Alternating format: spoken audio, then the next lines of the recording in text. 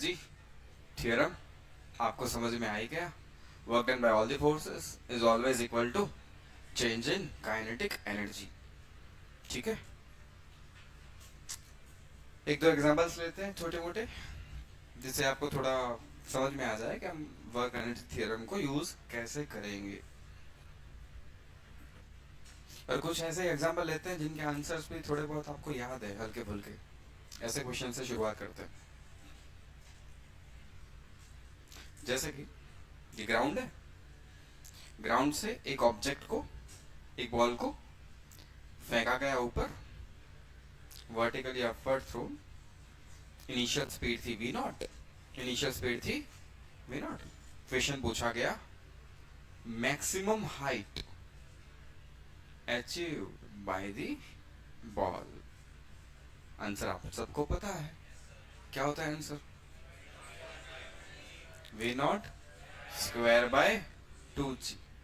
बस वही आंसर आप निकालेंगे वर्क एनर्जी थ्योरम से। वो निकाल लिया था हमने नॉर्मल काइनेमेटिक्स से, है ना।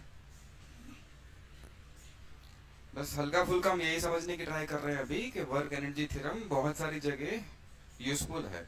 कुछ क्वेश्चंस जो थोड़े कॉम्प्लिकेटेड थे वो वर्क एनर्जी थ्योरम से कुछ आसान हो जाएंगे। फिर अभी थोड़ी बहुत प्रैक्टिस इसीलिए कर रहे हैं कि आपको थोड़ा ये भी समझ में आ जाए कि ये एक्चुअली चैप्टर या एक सिर्फ टॉपिक नहीं है, ये पूरे फिजिक्स के लिए यूज होने वाला है। आपको हल्का फुल्का ये आइडिया आ जाए कि ठीक है, अभी जो सीखा है हमने वो फिजिक्स में हम हमेशा लगा सकते हैं। ठीक है, चलो। सो मास मान लो इसका एम था, तो बताओ इनिशियल काइनेटिक एनर्जी क्या होगी? इन्नी काइनेटिक एनर्जी बोलो, K naught half m v naught square. Finally at maximum height speed क्या हो जाती है ऑब्जेक्ट की? 0। तो फाइनल काइनेटिक एनर्जी बताओ, जिसको के लिख दो। स्पीड 0 तो काइनेटिक एनर्जी भी 0। ठीक है, यहाँ तक ठीक है। चलो, ऑब्जेक्ट पे कितने फोर्सेस लगेंगे? ऑब्जेक्ट अपना ऊपर जा रहा है, कहीं पर भी पकड़ लो। जैसे यहाँ अगर मैं देख लूं इस ऑब्जेक्ट पर, तो कितने फोर्स लग रहे हैं? 1 2 3 4 5 6, बोलो। एक ही लगेगा, कौन सा? M g. फिर हवा में नॉर्मल कहां से ले आया?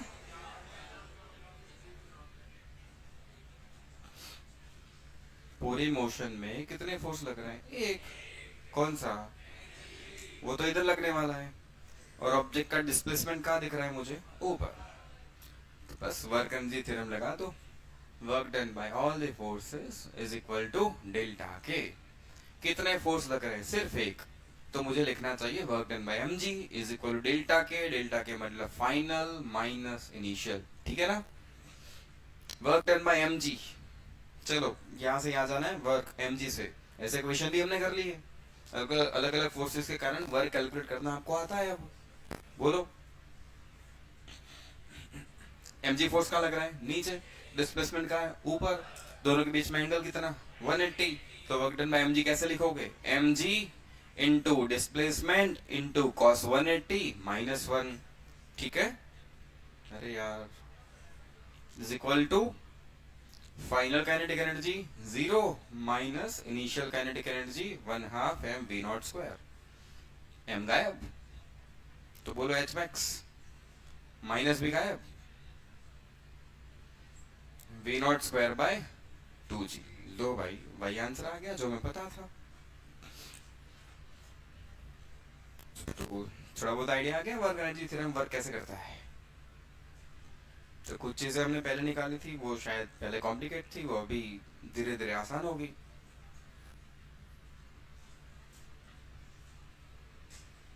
एक और क्वेश्चन करते हैं। कोई नया क्वेश्चन नहीं है अपने लिए, वो पुराना क्वेश्चन है। टावर, हाँ बहुत पहले किया था ऐसा कुछ। हाइट h, ऑब्जेक्ट को m मास का ऑब्जेक्ट यहां से प्रोजेक्ट किया गया वी नॉट स्पीड से कुछ थीटा एंगल पर, याद आ रहा है? कहाँ करा था हमने ऐसा कुछ? प्रोजेक्टाइल में किया था, नहीं किया था? अगर मैं आपको पूछूं कि ये भाई साहब, अच्छा ये तो क्लियर है कि ऐसे आने वाला है, यहाँ तो अब कोई डाउट नहीं है, यहाँ आएगा तो x में भी कोई स्पीड होगी, y में भी कोई स्पीड होगी, फाइनल वेलोसिटी किसी एंगल पे मिलेगी मुझे, है ना? तो जब ये ग्राउंड पे पहुंचेगा तब स्पीड की वैल्यू क्या है ये पूछा गया। जब हमने ये क्वेश्चन किया था तो हमने इसको लिखा था r, याद है कुछ?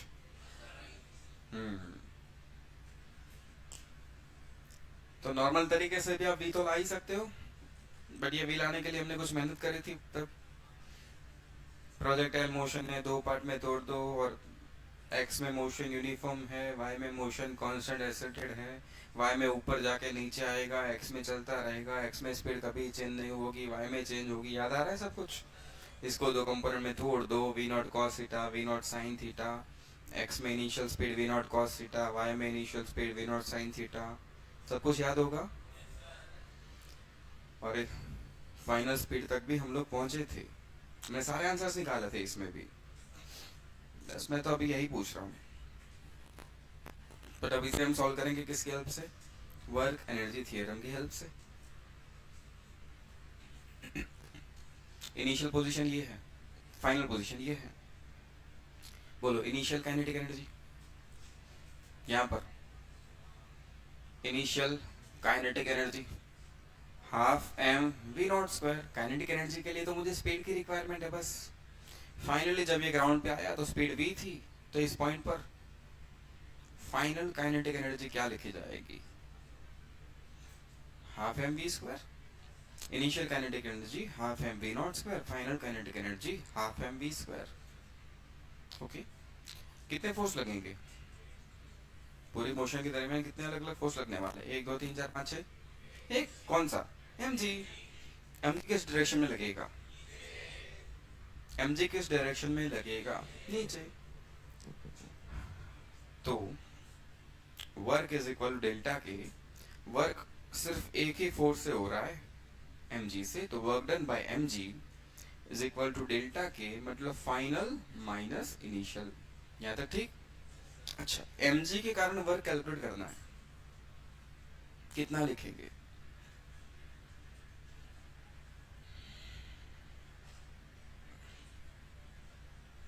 mg से वर्क कैलकुलेट करना है, मुझे तो फाइनल आंसर बताओ।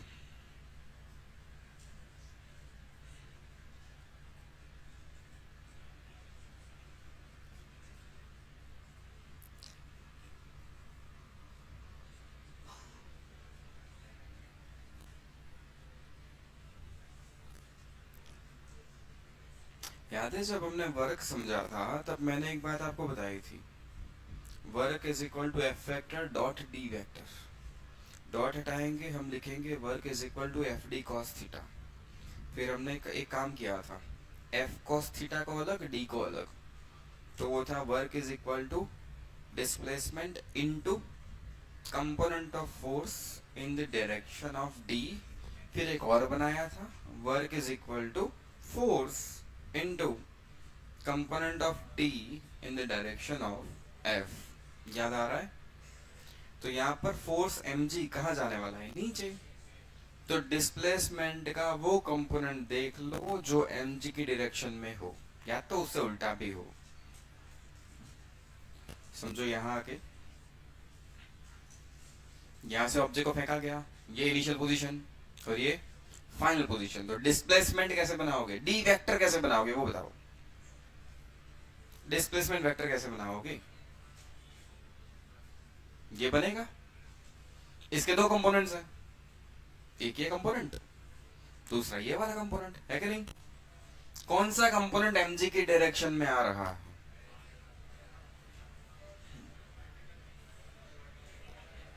बस उसकी वैल्यू तो पता है मुझे, कितनी? h। तो मेरे काम का कौन है? ये, क्योंकि mg किस डायरेक्शन में लगने वाला है भाई? नीचे। Component of displacement in the direction of mg, वो तो h है।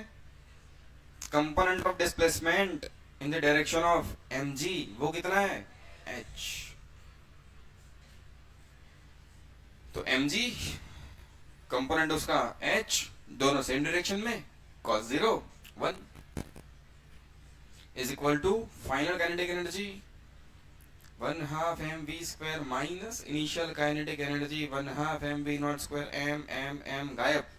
मुझे क्या चाहिए v, इसको उठा के इधर ले आओ, gh 2 नीचे से कॉमन ले लो, 2gh is equal to v square minus v naught square को इधर ले आओ, तो v square is v naught square plus 2gh।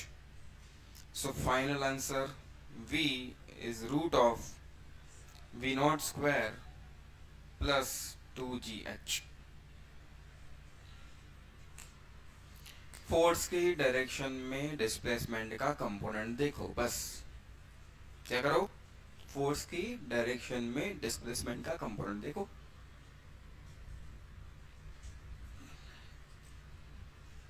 आप थोड़ा लंबा जाते तो भी यही आंसर तक पहुंचते, पता है।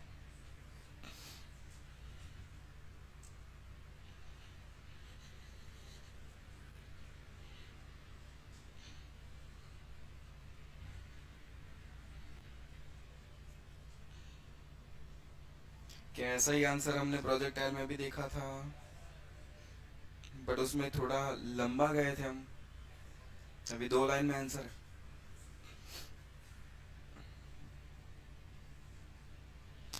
तो धीरे धीरे फिजिक्स अपने रियल कलर में आ रहा है।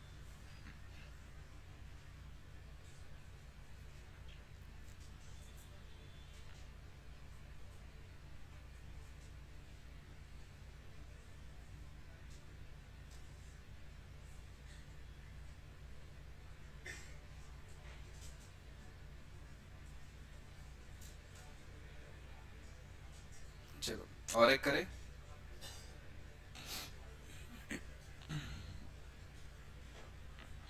हो गया कॉपी?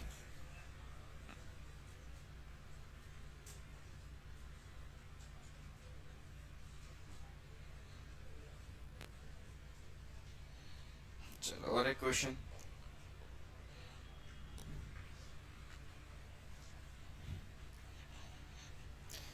मैं अभी थोड़ा ऐसा ही क्वेश्चन ले रहा हूँ जो कभी ना कभी हमने करा है, कुछ अलग मेथड से, बट आपको हल्का फुल्का फील हो जाएगा, अच्छा वर्क एनर्जी थ्योरम से हम वही चीज कर सकते हैं थोड़े आसान तरीके से।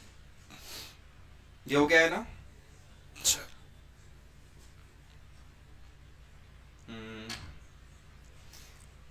हाँ,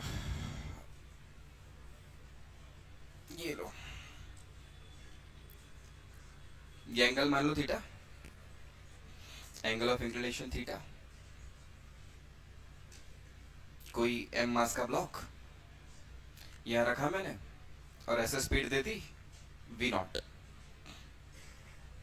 स्पीड कितनी दे दी v नॉट। चलो साथ साथ एक और फोर्स भी ले आते हैं, जैसे मान लो ब्लॉक और इन दोनों में फ्रिक्शन भी है म्यू, साथ साथ फ्रिक्शन को भी ले आते हैं, फ्रिक्शन भी है म्यू।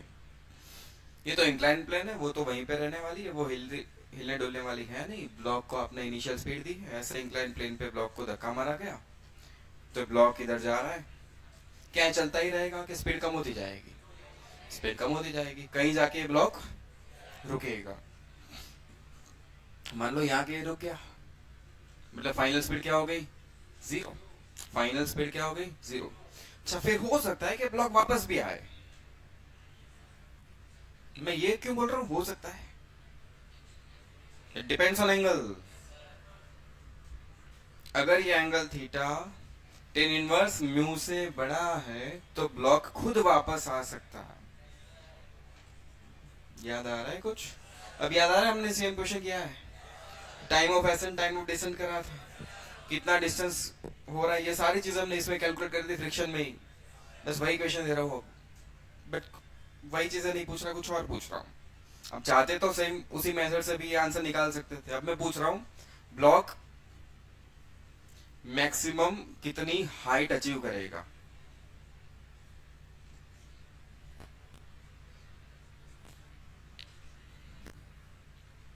अगर ये थीटा tan इनवर्स म्यू से बड़ा है तो ब्लॉक वापस भी आ सकता है, वो तो हमें पता है। फिर हमने बहुत सारी चीजें कैलकुलेट कर ली थी, जाने में कितना टाइम लगा, वापस आने में कितना टाइम लगा, time of ascent time of descent calculate करा था। वी नॉट स्पीड से गया है तो क्या वापस आने आते वक्त भी स्पीड वी नॉट होगी नहीं होगी, इसके ऊपर भी शायद हमने डिस्कस किया हुआ है। होती है नहीं होती? वापस आते वक्त स्पीड सेम होती है यहाँ पर, क्या अलग होती है? कुछ अलग होती है। वो सारी चीजें डिस्कस हो चुकी। आप उस मेथड से भी चाहो तो ये ले आ सकते हो, बट अभी हम लोग चाहते हैं कि ये आंसर हम लाए किसकी हेल्प से? वर्क एनर्जी थ्योरम की हेल्प से। ट्राई करना चाहोगे कि मैं करूं? ट्राई करना है कि मैं कर दूं? बोलो,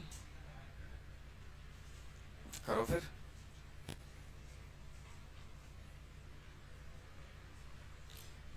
ब्लॉक मैक्सिमम कितनी हाइट तक जा सकता है?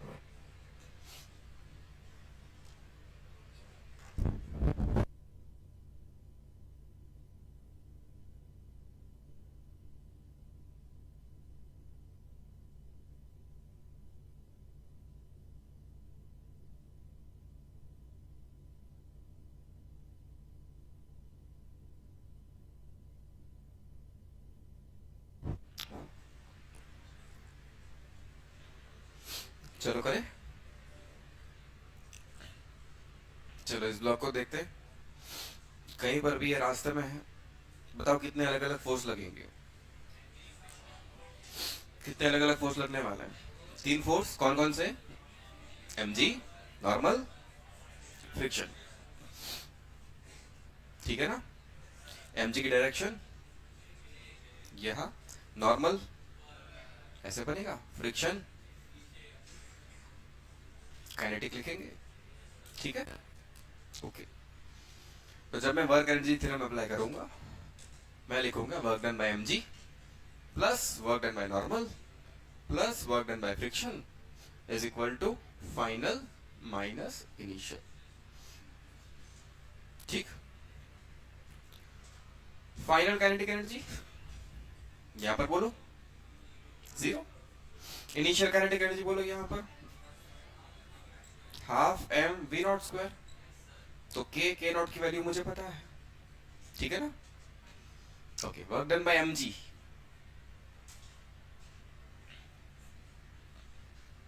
वर्क डन बाय mg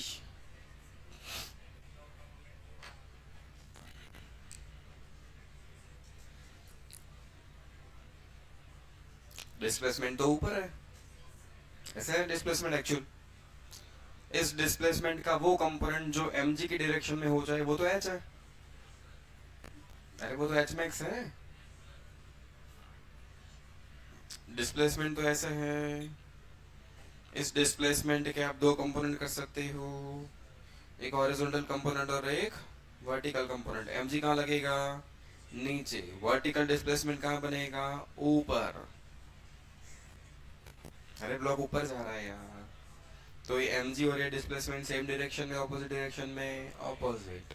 तो जब mg से आप वर्क लिखने की बात करोगे तो क्या लिखोगे? mg into displacement y direction में, मतलब h मैक्स cos 180। cos 180 क्या लिख दोगे? -1। नहीं समझ में आया? आया? Work done by normal, normal तो हमेशा ऐसा लगेगा, और डिस्प्लेसमेंट अपना ऐसे होने वाला है।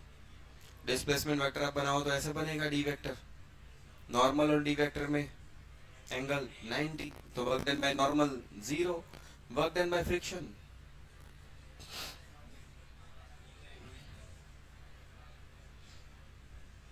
फ्रिक्शन नीचे, डिस्प्लेसमेंट ऊपर, यहां तक जाना है, यहां से निकले थे, तो ये पूरा डिस्टेंस में मान लेता हूं डी। कितना मान लिया मैंने? डी। अज्यूम करा है मैंने डी। तो फ्रिक्शन नीचे, डिस्प्लेसमेंट ऊपर, एंगल, तो work done by friction, friction into displacement into cos 180। Final kinetic energy 0, initial kinetic energy 1/2 mv0 square. समझ में आया? चलो बेटा, फ्रिक्शन को क्या लिख दो? म्यू एन, और एन को क्या लिख दो? mg cos theta. Friction mu n and n को क्या लिख दे? mg cos theta. तो ये आ गया minus mg H max plus friction हो गया म्यू, एन की जगह आ गया mg cos theta, cos 180 minus is equal to minus half mv0 square. मां गई मास मास।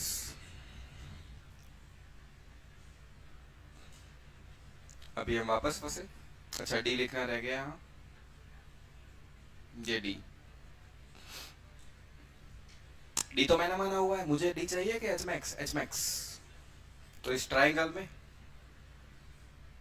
यहाँ या यहाँ कहीं पर भी देख लो, ये डी है, ये थीटा है, और ये अपना एच मैक्स है। साइन थीटा क्या दिखेगा? Sine theta is h max by d. So d is equal to h max by sine theta. Minus minus भी हटा दो पूरे में से, चलो माइनस भी गया, तो बचा g H max plus mu g cos theta. D को क्या लिख दो? H max by sine theta is equal to v0 square, cos by sine, और इन दोनों में से एच मैक्स बाहर भी ले लूं, अंदर क्या बचेगा? g plus mu g cos by sine cot theta is equal to v0 square. तो H max is equal to v0 square by g plus mu g cot theta. ये आंसर है, v0 स्क्वायर बाय, अच्छा 2 रह गया, यहां पर भी 2 है, यहां पर भी 2 है, ठीक है, 2 ही छूटा था ना? ठीक ठीक ठीक। तो वर्क लिखने में थोड़ा ध्यान रखना है, कंपोनेंट्स लेने में गड़बड़ नहीं करनी, एंगल देखने में गड़बड़ नहीं करनी, ठीक है? इसलिए थोड़ी वर्क की भी प्रैक्टिस हमने पहले करी थी, अभी क्वेश्चंस थोड़े इसीलिए ले रहे हैं कि हम वापस गड़बड़ ना करें।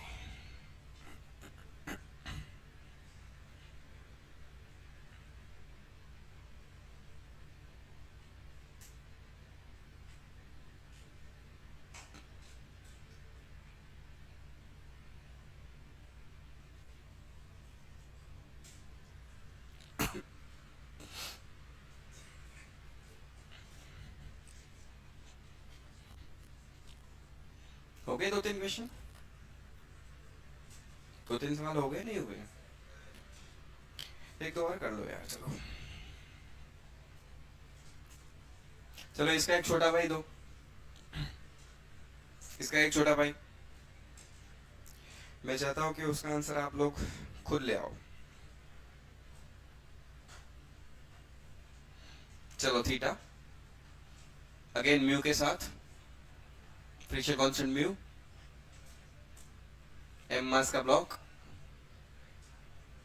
हाइट दी गई थी एच हाइट से रिलीज कर रहे, ब्लॉक को हम क्या कर रहे हैं? रिलीज कर रहे हैं। मतलब इनिशियल स्पीड क्या मान लोगे? 0। रिलीज कर रहे हैं मतलब इनिशियल स्पीड क्या मान लोगे बेटा? 0। क्या ये नीचे आ सकता है? हाँ, बट कंडीशन है थीटा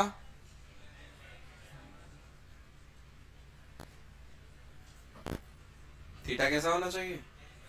tan इनवर्स म्यू से बड़ा होना चाहिए। मान लो वो दिया गया है, अब तो डेफिनेटली ये नीचे आएगा। जैसे ही आप रिलीज करोगे ब्लॉक नीचे आएगा, भले ही फ्रिक्शन है फिर भी ब्लॉक तो नीचे आएगा। पूछा क्या, जब वो इंक्लाइन सरफेस के बॉटम मोस्ट पॉइंट पे पहुंचेगा तब स्पीड क्या होगी। जब इंक्लाइन सरफेस पर बॉटम मोस्ट पॉइंट पे पहुंचेगा तब स्पीड की वैल्यू क्या होगी। इंक्लाइन सरफेस की हाइट दी गई है h। इसी टाइप का क्वेश्चन है, थोड़ा सा मॉडिफाई कर दिया गया।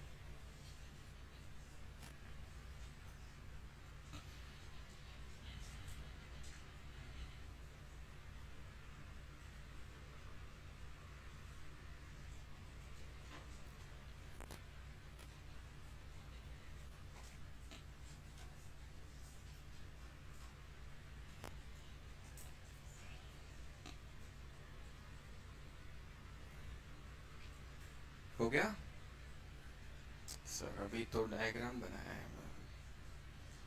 अब तुम सोचेंगे कौन से कलर की पेन से लिखे।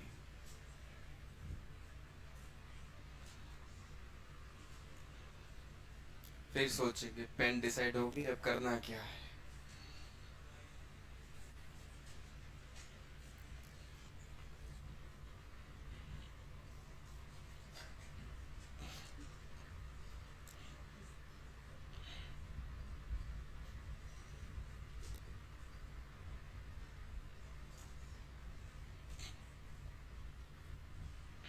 कल कुछ नाम लिखे थे हम लोगों ने यार, किसने लिखे थे?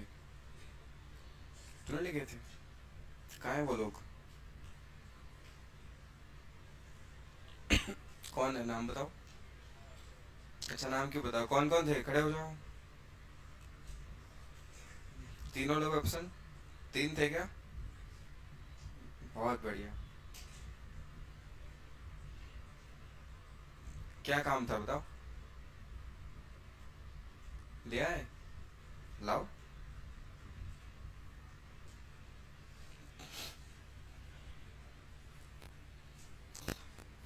वो खुला रखना, जो और तीन चार नाम आएंगे।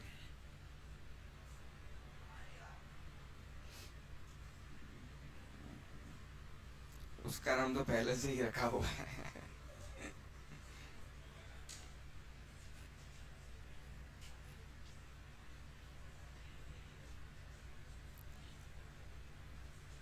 पांडे का नाम वाइवा में रख देते हैं आज।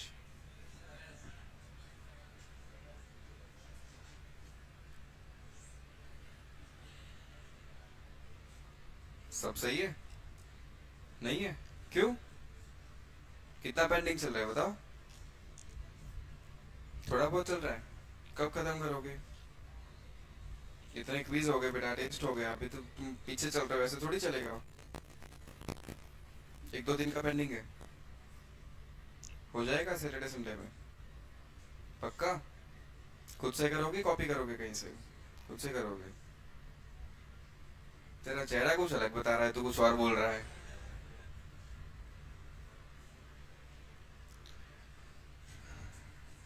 चलो आंसर आ गया। ये ब्लॉक कहीं पर भी आ जाए, मान लो यहाँ कहीं पे है, कितने अलग अलग फोर्स, mg, फिर नॉर्मल और यहाँ पर फ्रिक्शन, ठीक है ना? तीन फोर्स लगने वाला है। चल सेम काम रिपीट होगा। Work done by mg plus work done by normal plus work done by friction is equal to change in kinetic energy. Initially हमने इसको रिलीज किया था तो initial kinetic energy K naught की वैल्यू 0 होने वाली है। फाइनली ब्लॉक ने v स्पीड अचीव करी तो फाइनल काइनेटिक एनर्जी 1/2 mv² होगी। सही है? सो डेल्टा के फाइनल माइनस इनिशियल। चलो वर्क डन बाय mg बोलो, वर्क डन बाय mg बोलो बेटा।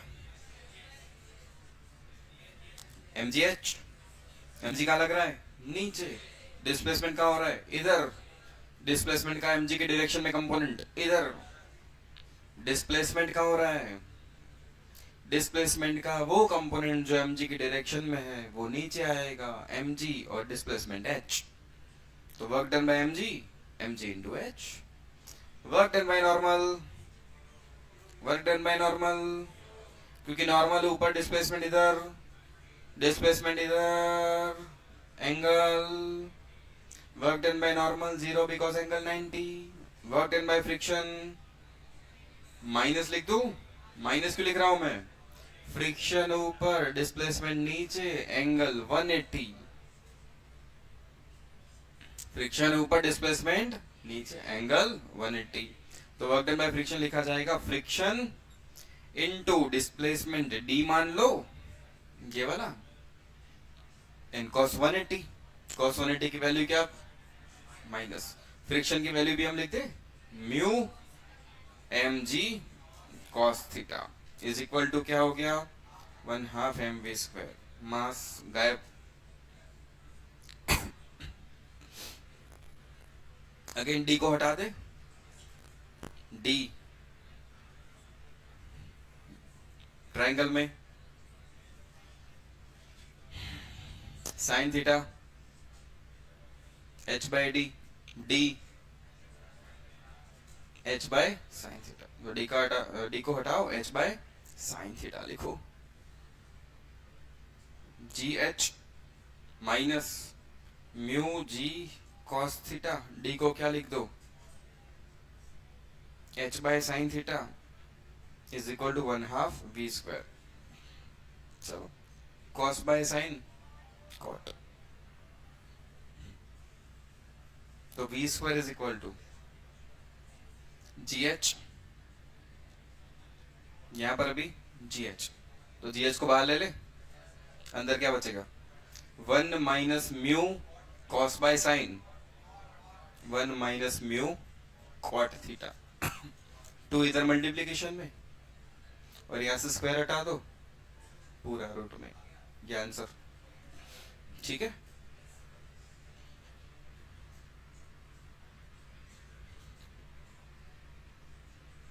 यहां कोई डाउट आ रहा है क्या, कंफर्म, समझ में आ रहा है क्या कर रहे हैं। अगर आप लोग कंपोनेंट करके भी आंसर लाते तो भी यही आता,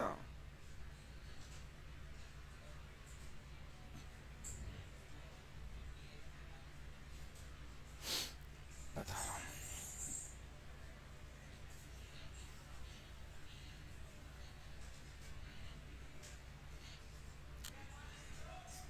सुनो, वो जो एमजीएस लिखा है ना, वर्क डन बाय एमजी की मैं थोड़ी बात कर लेता हूँ, वहां शायद कंफ्यूज हो रहे हो थोड़े। सिर्फ एमजी की बात कर रहे हैं, एमजी यहाँ लगने वाला है, अगर हम चाहते तो एमजी के 2 कंपोनेंट कर लेते, एमजी के 2, ये कंपोनेंट कौन,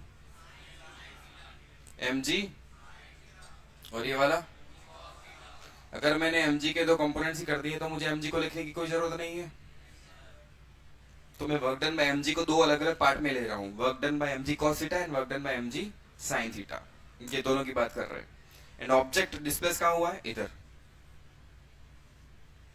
डी है ना, तो ये डी वेक्टर भी नीचे, एमजी साइन थीटा वेक्टर भी नीचे, तो अगर इन दोनों की बात करें तो मैं ये कह रहा हूं वर्क डन बाय एमजी को मैं 2 पार्ट में तोड़ दूं, work done bye MG sine theta plus work done bye MG cos theta. अगर एमजी में कंफ्यूज हो रहे हैं तो थोड़ा अलग एंगल से देखते हैं। Work done bye MG sine theta, जहां पर फोर्स वहीं पे displacement, work done bye MG sine theta की बात करो, जहां फोर्स वहीं पे, तो एंगल, एंगल कितना बना 0, तो क्या लिखोगे, mg sin theta into displacement d into cos 0 1। चलो work done by mg cos theta देख लो, mg cos इधर, डिस्प्लेसमेंट इधर, एंगल, एंगल, एंगल 90, तो ये अपने आप 0 आ गया। अब d को हटाने की बात करो, तो वापस वही अपना ट्राइंगल था, ये d, ये h, ये थीटा, तो sine theta h by d, तो d h by sine theta. तो अगर मैं d को लिख दूं h by sine theta, sine theta गायब, आंसर वही तो लिख रहे हैं हम डायरेक्ट। नहीं समझ में आया यार, तो इतना लंबा क्यों करना है। हम दो काम कर सकते थे, फोर्स का वो कंपोनेंट ले सकते थे जो डिस्प्लेसमेंट की डायरेक्शन में है, वो वही लिया है देख, mg sin थीटा। या तो डिस्प्लेसमेंट का वो कंपोनेंट ले सकते हो जो फोर्स की डायरेक्शन में, ज्यादा आसान तरीका है डिस्प्लेसमेंट का कंपोनेंट ले लो फोर्स की डायरेक्शन में, या दो तीन स्टेप ज्यादा लग रहे हैं। आंसर वही आने वाला था, लिखना हो तो ये भी लिख दो साइड में, तो कंफ्यूजन नहीं रहेगी फिर। समझ में आया?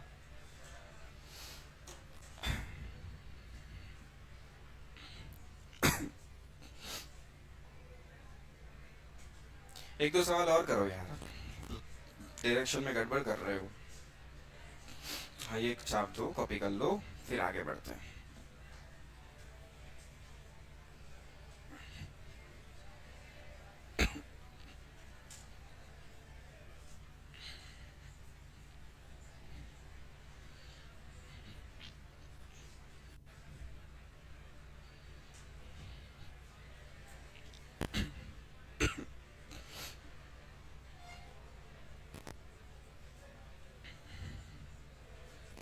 हो गया?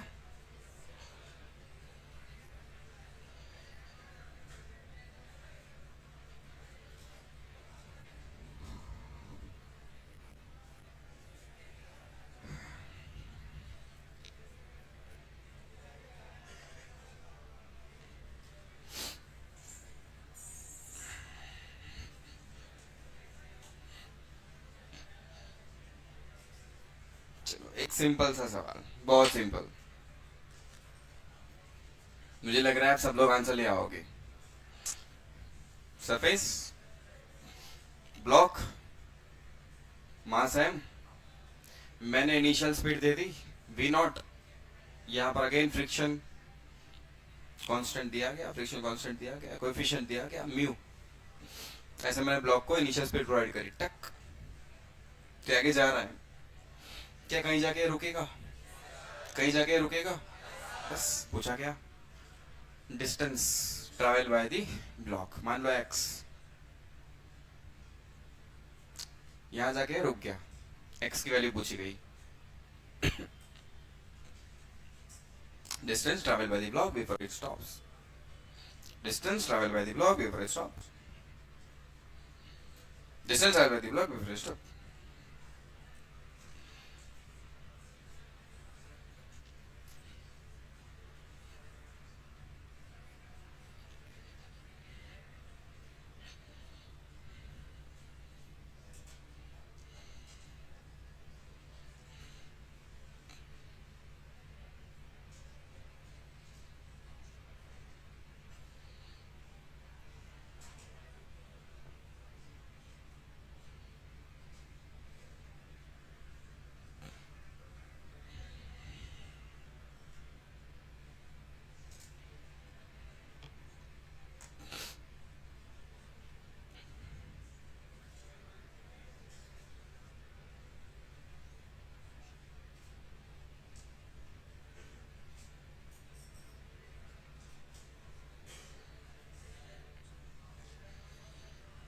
हो गया? चलो ब्लॉक को कहीं पर भी देख लो, कितने फोर्सेस लगेंगे, मैं x को हटा रहा हूं, वो याद रखेंगे वो x है, यहाँ पर फाइनल स्पीड क्या हो गई है? 0, रुक गया ब्लॉक। चलो एक तो mg, फिर नॉर्मल, फ्रिक्शन भी लगेगा, 3 फोर्स, तो total work done, work by mg, work by normal, work by friction is equal to final kinetic energy, यहां पर बोलो इनिशियल काइनेटिक एनर्जी, यहां बोलो k naught half m v naught square, delta K मतलब k final 0 minus k initial 1 half m v naught square, सही है? चलो work by mg, mg नीचे डिस्प्लेसमेंट इधर, mg नीचे डिस्प्लेसमेंट, एंगल 90 वर्क, चलो ये तो 0 हो गया। वर्क बाय नॉर्मल, इसका 0 होने का कारण again 90 degree, work done by friction, work done by friction, minus क्यों बोल रहे हो? फ्रिक्शन पीछे, डिस्प्लेसमेंट आगे, एंगल 180, cos 180 माइनस, तो ये बन जाएगा minus friction into displacement into cos 180, cos 180 minus आ गया, फ्रिक्शन की वैल्यू म्यू एन, एन की वैल्यू एम जी। सही है, चलो mu m g into displacement हमने लिया था अभी x, ठीक है, cos 180 का -1 आ गया, आ चुका है, ये हो गया minus half m v naught square, गायब, माइनस माइनस गायब, तो x v naught square by 2 mu जी।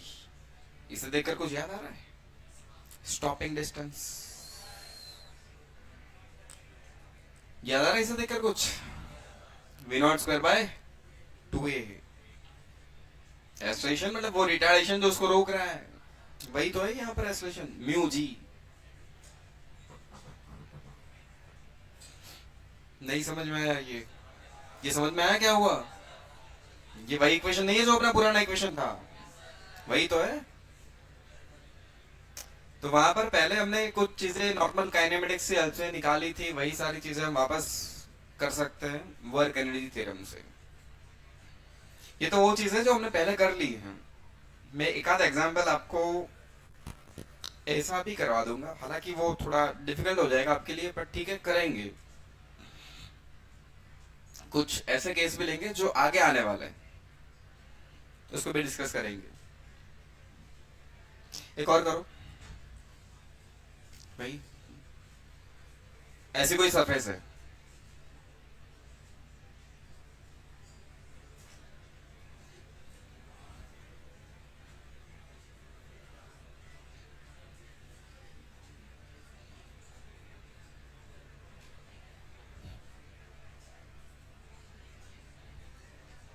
इसको दो पार्ट में तोड़ दो, ए बी सी। इसका ए बी पार्ट स्मूथ है और बी सी पार्ट रफ, मतलब इसके लिए म्यू की वैल्यू 0 है और इसके लिए म्यू की वैल्यू म्यू है, ठीक है। एक ब्लॉक को हम रिलीज कर रहे हैं अभी यहां से t इक्वल टू 0 टाइम पर, ब्लॉक को यहां से रिलीज कर दिया गया। पूछा गया distance travelled by the block on horizontal surface before it stops. On horizontal surface मतलब कहां पर? ऑन हॉरिजॉन्टल लिखा जाए या तो ऑन रफ सरफेस लिखा जाए या तो बीसी में लिखा जाए। समझ में आया कहां पूछ रहे हैं? मतलब तुम्हें यहां से वो डिस्टेंस बताना है। अगेन एक्स मान लेते हैं जो अभी माना था, यहां जाके ब्लॉक फाइनली रुक गया, ये एक्स बताना है हमें। हल्का सा मॉडिफाई कर दिया इक्वेशन को, कुछ ज्यादा नहीं चेंज है। करो, ट्राई करो।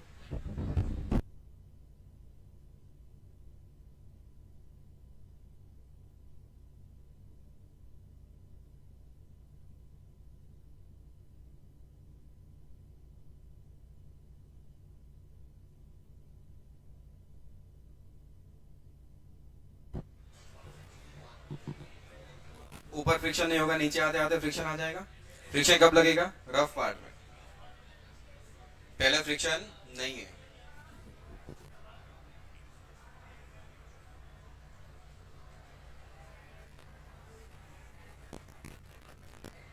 ग्यारह तो कब के बज गए?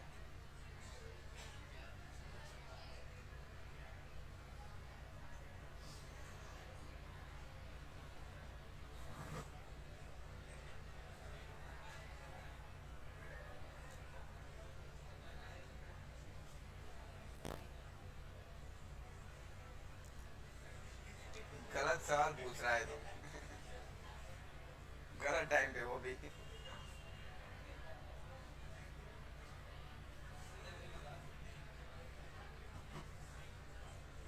गलत सवाल ही पूछ लिया।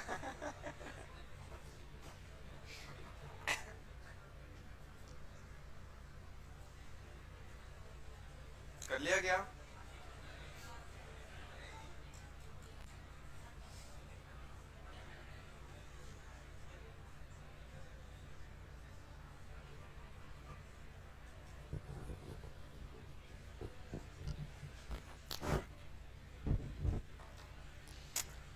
चलो करें। चलो कितने कितने work, work done by mg, work done by normal, work done by friction, change in energy. अच्छा यहाँ पर फाइनल काइनेटिक एनर्जी बोलो बेटा जीरो, यहाँ पर बोलो। अच्छा यहाँ पर भी जीरो। अच्छा कुछ और मुझे कुछ देना पड़ेगा आप लोगों को। जैसे यहाँ मैं दे दूं हाइट h ले लो, ये तो आप वर्क डन में mg काउंट कैसे करोगे, है ना। ठीक है ओके।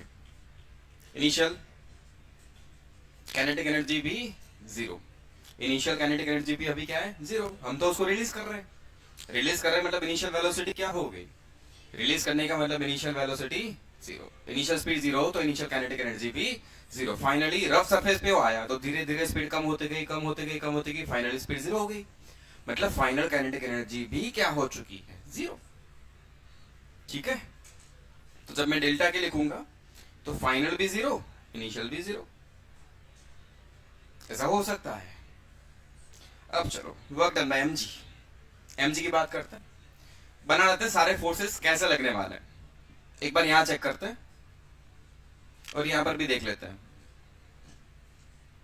ये mg कैसा लगेगा, ऐसे नॉर्मल ऐसा लगेगा। एंड यहां फ्रिक्शन है क्या, यहां कोई फ्रिक्शन नहीं है। अगर यहां बात करें तो mg नॉर्मल, फ्रिक्शन यहां पर है क्या, हाँ फ्रिक्शन है। मुझे तो टोटल वर्क देखना है यहां से लेके यहां तक, यहां से लेके यहां तक mg का वर्क। अब B पॉइंट के बाद डिस्प्लेसमेंट इधर है और mg नीचे है, एंगल 90 बन जाएगा। तो B के बाद तो वर्क जीरो ही रहने वाला है। नहीं समझ में आया यार, है ना। तो वर्क जो mg के कारण हो रहा है वो तो सिर्फ A से B में ही हो रहा है। A से B में mg की डायरेक्शन नीचे और A से B में mg के डायरेक्शन में डिस्प्लेसमेंट कितना है h। अरे पहले भी बात हो गई है, तो mg की डायरेक्शन में डिस्प्लेसमेंट कितना है h। तो वर्क डन बाय mg कितना लिखोगे mg h, यहां से यहां आ गए work done by mg mg h, फिर आगे तो कुछ नहीं होने वाला क्योंकि एंगल 90 हो गया है। वर्क डन बाय नॉर्मल हमेशा जीरो, यहां पर नॉर्मल इधर, डिस्प्लेसमेंट अपना इधर हो रहा है, कहीं पर भी चले जाओ नॉर्मल इधर, डिस्प्लेसमेंट इधर, कहीं पर भी चले जाओ नॉर्मल इधर, डिस्प्लेसमेंट इधर, नॉर्मल इधर, डिस्प्लेसमेंट इधर, नॉर्मल इधर, डिस्प्लेसमेंट इधर। ये कर्व दिया है वो भी ऐसा है कि एंगल हमेशा कितना रह रहा है 90 90 90। नॉर्मल तो सरफेस से परपेंडिकुलर रहेगा हमेशा, तो नॉर्मल का वर्क भी जीरो। फ्रिक्शन, यहां तो फ्रिक्शन है ही नहीं, फ्रिक्शन तो इसके बाद आया। तो फ्रिक्शन फोर्स की वैल्यू म्यू, नॉर्मल की value mg, mu N, N की जगह mg, इनटू डिस्टेंस यहां से यहां तक x, cos 180 -1। आया समझ में, लो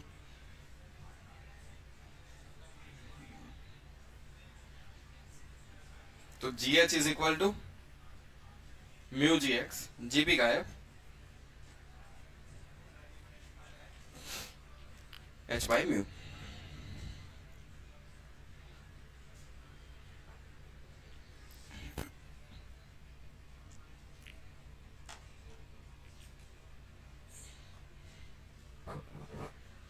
ओके करने होंगे तो एक दो थोड़े हेवी क्वेश्चंस करेंगे, बाकी अभी जितने क्वेश्चन करें उसका पर्पस सिर्फ इतना था कि आपको ये समझ में आए कि वर्क एनर्जी थ्योरम से चीजें आसान हो सकती हैं।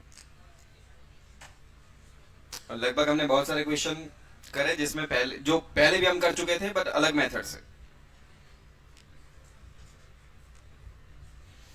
सो वर्क एनर्जी थ्योरम कैसे अप्लाई करना है समझ में आ गया। हमें सारे फोर्सेस को काउंट कर लेना है, वो किसी भी टाइप का हो, है ना। सबसे वर्क निकाल लो इज इक्वल टू क्या कर दो डेल्टा के।